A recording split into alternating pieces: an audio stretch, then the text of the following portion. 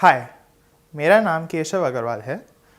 मैंने इस साल जेईई एडवांस से 5वीं रैंक हासिल की है। मैं आपको आज दिल्ली नॉलेज ट्रैक पर बताऊंगा कि कैसे आप जेईई एडवांस में एक अच्छी रैंक हासिल कर सकते हैं।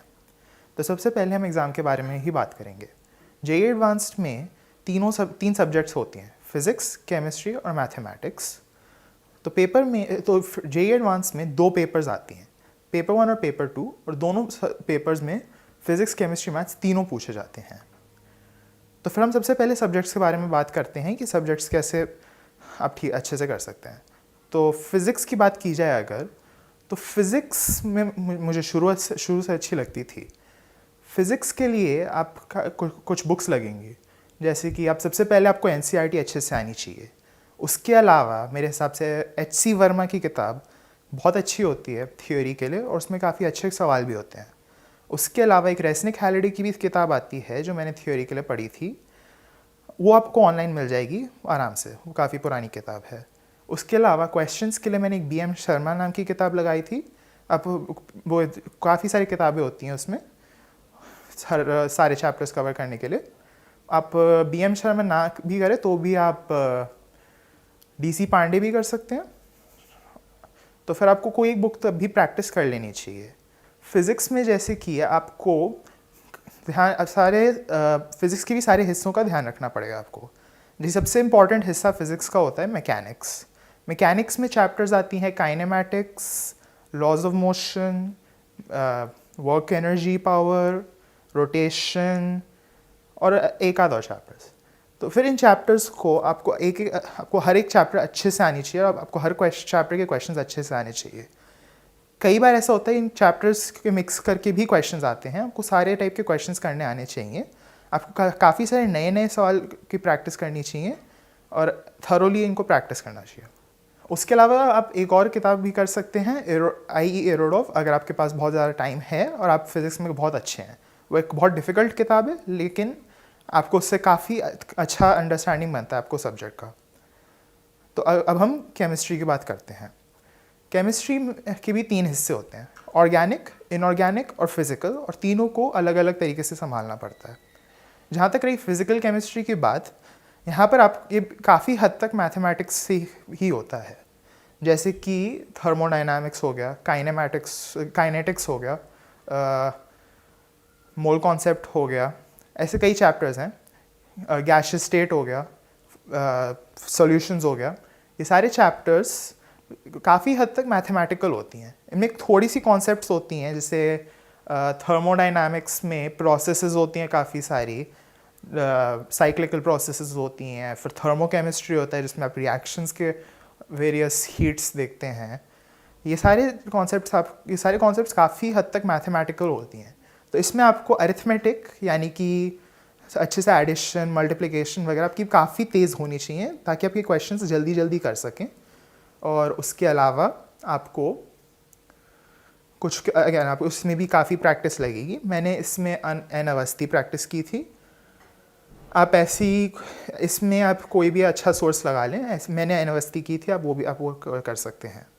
उसके अलावा आपको एनसीईआरटी अगेन अच्छे से आनी चाहिए। बाकी हम बात करते हैं अब ऑर्गेनिक की। ऑर्गेनिक होता है कार्बन और उसके कंपाउंड्स के रिएक्शंस प्राइमरली। इसमें अगेन फिर उसमें चैप्टर्स होते हैं, एक जनरल ऑर्गेनिक केमिस्ट्री होता है, और आइसोमेरिज्म होता है, और फिर सारे वेरियस फंक्शनल ग्रुप्स के बेसिस पर और चैप्टर्स होती हैं।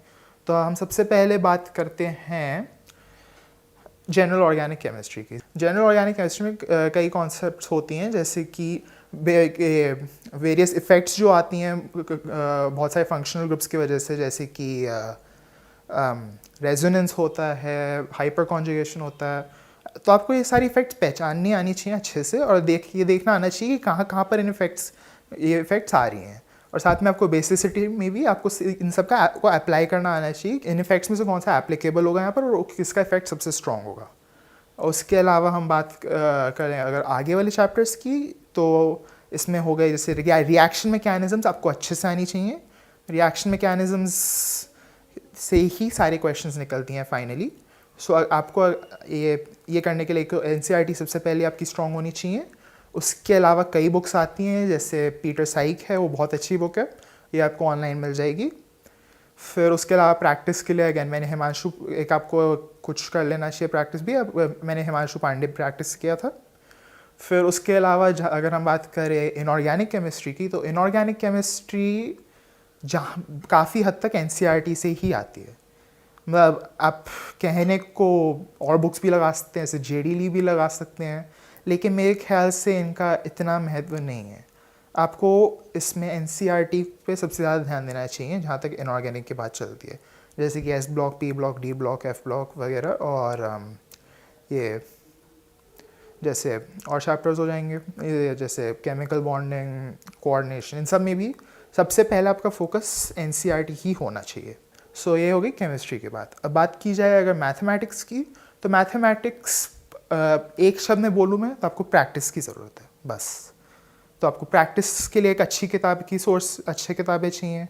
मैंने जी तिवानी लगाई थी। आप कोई भी अच्छी किताबों का सोर्स लगा सकते हैं, जैसे एक समीर बंसल की बुक आती है कैलकुलस के लिए, वो मुझे बहुत अच्छी लगी थी, वो भी आप कर सकते हैं। बाकी उसके अलावा आपको सारे फॉर्मूले अच्छे से पता होना चाहिए, जैसे कॉम्प्लेक्स नंबर्स का हो गया, कोऑर्डिनेट ज्योमेट्री हो गया, कैलकुलस हो गया, ये सब आपको अच्छे से प्रैक्टिस करनी चाहिए और उनकी आपको सारे फॉर्मूलाज पता होना चाहिए। आपको इतना प्रैक्टिस कर लेना चाहिए कि क्वेश्चन को देखते ही आपको आइडिया हो जाए कि कौन सा फॉर्मूला यहाँ पर सबसे इंपॉर्टेंट है। आपको अगर थियोरी के लिए आप अगेन सबसे पहले आपको एनसीईआरटी अच्छे से आनी चाहिए, जैसे मैं शुरू से ही कह रहा हूँ, और उसके अलावा आप मैंने जी तिवानी से ही की थी। आप अगर आपको कोई आपका कोई टीचर है, वो भी आपको बहुत अच्छे से पढ़ा देगा ये सारे कॉन्सेप्ट्स। अब हम अगर जनरल एग्ज़ाम के बारे में बात करें और स्ट्रैटेजी के बारे में बात करें, कैसे क्वेश्चंस करने चाहिए आपको, तो फिर मैं सबसे पहले ये सलाह दूंगा कि कभी जैसे कोई आप प्रैक्टिस एग्ज़ाम है, आप हमेशा हर प्रैक्टिस एग्ज़ाम, कोई भी प्रैक्टिस करते हो टेस्ट, उसको अच्छे से गो थ्रू करें कि आपने क्या किया, उसमें क्या गलतियाँ की, वो गलतियाँ कैसे ठीक कर सकते हो, और जो क्वेश्चन आपने सही किया उनमें भी देखो कि क्या मैंने इसमें बहुत ज़्यादा टाइम तो नहीं लगाया, मैं ये और जल्दी कर सकता था, और इसका कोई अच्छा मेथड और हो सकता है। और हर क्वेश्चन में अगर मल्टीपल मेथड्स दिख रही हैं तो सारी मेथड्स आपको एक एक बार ट्राई कर लेना चाहिए, सबको आप सब सारे मेथड्स आपको आनी चाहिए। ये इससे आपकी बहुत अच्छी प्रैक्टिस हो जाएगी। और मेरे हिसाब से आपको काफ़ी सारे पेपर्स, कम से कम 10-15 पेपर्स आपको प्रैक्टिस कर लेना चाहिए जेईई एडवांस से के जेईई एडवांस की कुछ 10-15 मॉक पेपर्स आपको प्रैक्टिस कर लेने चाहिए एक्चुअल पेपर से पहले। इससे आपको टेंशन कम हो जाएगा, आपका डर कम हो जाएगा कि पता नहीं मैं पेपर में क्या करूँगा। आपका बहुत अच्छा प्रैक्टिस हो जाएगा इसमें, आपका स्पीड बहुत इम्प्रूव हो जाएगा। फिर आपको ये भी अंदाज़ा हो जाएगा कि कैसे, कि कहाँ पर आप ज़्यादा टाइम लगा रहे हैं जहाँ आपको नहीं लगाना चाहिए, और फिर आप अपनी गलतियाँ भी पकड़ पाएंगे कि मैं क्या गलतियाँ कर रहा हूँ। उसके अलावा आपको कोई भी चैप्टर करते हो उसके भी आपको कुछ टेस्ट्स करने चाहिए हर बार, ताकि आपको आइडिया हो जाए कि आपको कोई भी चैप्टर समझ में आया या नहीं। उसके अलावा एक और रिकमेंडेशन मैं दूंगा कि एग्ज़ाम वाले दिन पे पहले पेपर के बाद आप कभी भी पहले पेपर का डिस्कशन और किसी से ना करें, क्योंकि आपको एक बहुत गलत इम्प्रेशन पड़ सकता है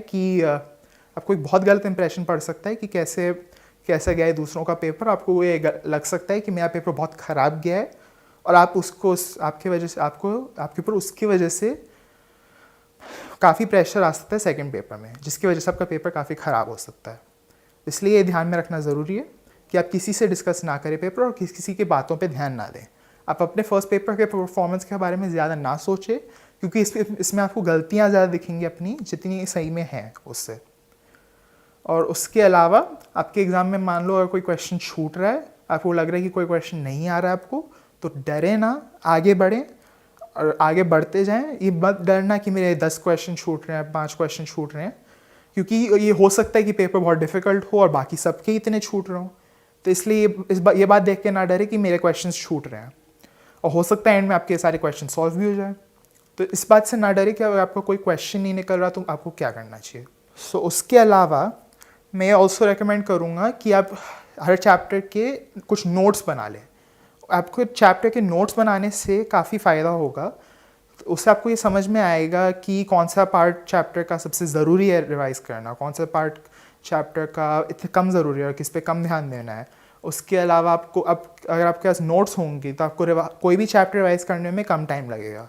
आपके पास अच्छे क्वेश्चंस का कलेक्शन उसमें बन जाएगा, तो फिर आपको कम टाइम लगेगा। आपको पूरा एक लंबा सा सोर्स लगाने के बजाय कुछ गिने चुने बहुत अच्छे क्वेश्चंस लगाओगे तो भी आपका अच्छे से रिवीजन हो जाएगा किसी भी चैप्टर का। उसके अलावा नोट्स बनाने के प्रोसेस में ही कई चीज़ें याद हो जाती हैं आपको जो आपको वैसे याद नहीं हो रही थी। किसी भी चैप्टर में अगर आपको परेशानी हो रही है, और वैसे भी मैं ये रिकमेंडेशन दूंगा कि आप किसी भी चैप्टर के नोट्स बनाएं उसको अच्छे से करने के लिए। और बाकी अगर हम बात करें पढ़ाई के बाहर की भी, तो जैसे अगर आप थक रहे हो काफ़ी पढ़ने के बाद, तो कोई वीडियो गेम खेलना, सोशल मीडिया पे जाना, या फिर कोई वेब सीरीज़ देखना, ये सब चीज़ें काफ़ी डिस्ट्रैक्टिंग हो सकती हैं। इसमें आपका काफ़ी टाइम जा सकता है और इनमें कंट्रोल करना अपने आप को काफ़ी मुश्किल हो सकता है। ऐसी चीज़ों से मैं दूर रहा था। मैं भी यही सलाह दूंगा आपको कि आप कुछ भी करें लेकिन इन चीज़ों से दूर रहें। आपके पास आराम करने के कई बेहतर तरीके हैं। जैसे आप अपने दोस्तों के साथ कोई आउटडोर गेम खेल सकते हैं, आप वॉक पे जा सकते हैं, आप अपने दोस्तों से बातचीत ही कर सकते हैं आराम करने के लिए। आप अपने माँ बाप या फिर भाई बहन आपकी कोई है उनसे भी बातचीत कर सकते हैं। लेकिन कोई भी ऐसा चीज़ ना करें जिसमें आपका बहुत ज़्यादा टाइम चला जा सकता है। ये जेईई एडवांस का एग्ज़ाम ऐसा कुछ नहीं है कि बहुत स्पेशल लोग क्लियर करते हैं। बहुत मामूली लोग होते हैं जो क्लियर कर सकते हैं इस पेपर को, और ये एग्ज़ाम कोई भी कर सकता है प्रोवाइड वो पूरे डेडिकेशन के साथ पढ़े, पूरे इंटरेस्ट के साथ पढ़े हर चैप्टर को, और पूरे हर चैप्टर को थरोली करें और अच्छे से करें। चैप्टर में इंटरेस्ट लेना बहुत ज़रूरी है। अगर आपको चैप्टर में इंटरेस्ट नहीं आ रहा, आपको सब्जेक्ट अच्छे नहीं लगते हैं, तो फिर आप ज़्यादा देर तक उनको नहीं पढ़ पाएंगे और अच्छे से नहीं पढ़ पाएंगे। और अगर आप अच्छे से नहीं पढ़ेंगे तो फिर आपको वो कॉन्सेप्ट ठीक से समझ में नहीं आएंगे। तो फिर ये भी बहुत ज़रूरी है कि आपको आपको कॉन्सेप्ट अच्छे लगें। और मैं यही रेकमेंड करूँगा कि आप जेईई एडवांस पे तभी घुसे अगर आपको सच में फिज़िक्स, केमिस्ट्री, मैथ्स के लिए इंटरेस्ट है। अगर आप में, तो अंत में मैं ये कहना चाहूँगा, ये एग्ज़ाम एक ऐसा एग्ज़ाम है जो कोई भी कर सकता है, कोई भी आम आदमी कर सकता है अगर वो पूरी मेहनत करे और पूरी निष्ठा लगाए इसमें, और अगर वो पूरे सब्जेक्ट में पूरे इंटरेस्ट ले तो फिर कोई भी कर सकता है इस पेपर को। Thank you.